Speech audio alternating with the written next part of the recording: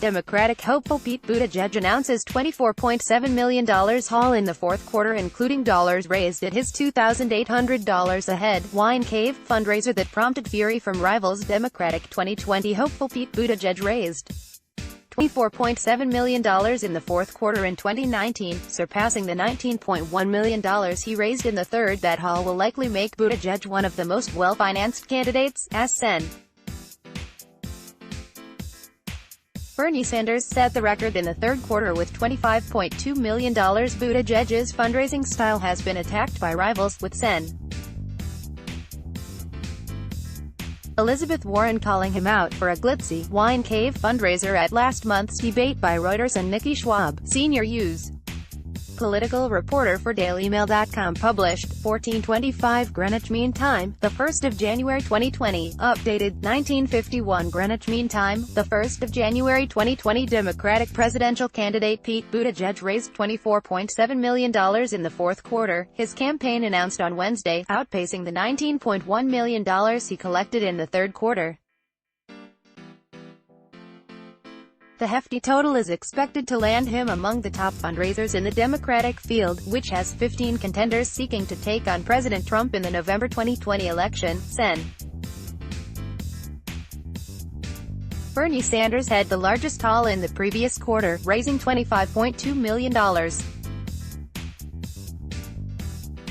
Buttigieg has taken heat for throwing high-dollar fundraisers, including a $2,800 a head affair at a glitzy Napa Valley wine cave in December, though has argued that he's been transparent about his donors, and Democrats should raise every dollar they can to beat Trump. Democratic hopeful Pete Buttigieg's campaign announced on New Year's Day that the candidate had brought in $24.7 million in the fourth quarter of 2019, making him likely one of the Democratic field's top earners. 2020 Democratic hopeful Pete Buttigieg was criticized by both Sens.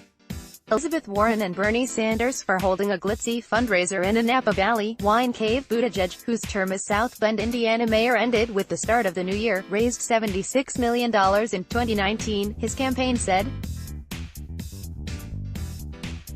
With only weeks until voting for the Democratic nomination begins in Iowa, candidates would typically turn their attention away from fundraising and toward meeting face-to-face with voters. The shift in attention makes the fourth quarter fundraising hauls important to allow campaigns to have sufficient resources to remain focused on voters, not donors. Buttigieg has come under recent criticism for his fundraising. Fellow Democratic rival Sen. Elizabeth Warren leveled a series of attacks against Buttigieg on the debate stage in December for fundraisers he has held, including one in a Napa Valley wine cave. So the mayor just recently had a fundraiser that was held in a wine cave full of crystals and served $900 a bottle wine, Warren said then. Think about who comes to that. Warren, who swore off holding any fundraisers, has accused Buttigieg of being influenced by those who are willing to write big checks, as large as $2,800, to his campaign. Sanders and Rep.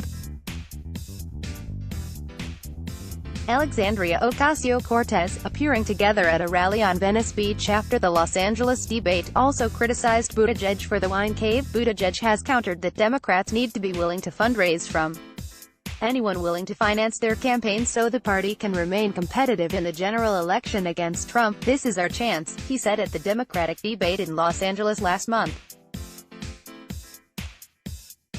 "This is our only chance to defeat Donald Trump.